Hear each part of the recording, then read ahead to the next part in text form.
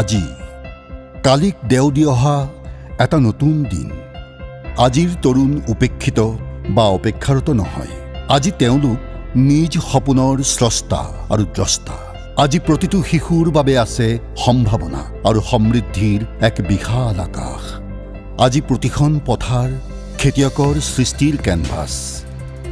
আজি আৰ্থিকভাৱে সচ্ছল আমাৰ জীয়ৰী বোৱাৰী। আজি কোনো নিঃস্ব হ'ব নালাগে আপোনজনৰ চিকিৎসাৰ ব্যয়বহুলতাত।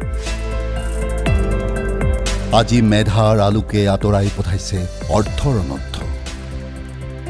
আজি আমি আকৌ গৌৰৱান্বিত আমাৰ মহান ঐতিহ্যৰ বিভূষণেৰে। আজি সুৰক্ষিত আমাৰ প্ৰকৃতি আৰু বন্যজীৱকো। আমাৰ উত্তৰাধিকাৰ আৰু পৰম্পৰা আজি নিশ্চিত। আজি নিৰ্ভীক আৰু স্বাধীন অসমৰ অগ্ৰজ সমাজ। আজি প্ৰতিগৰাকী মাতৃৰ সাদৰেৰে সুৰক্ষিত প্ৰতিটি নৱজাতক। আজি এগৰাকী নাৰী একক হ'ব পাৰে, কিন্তু অকলশৰীয়া নহয়।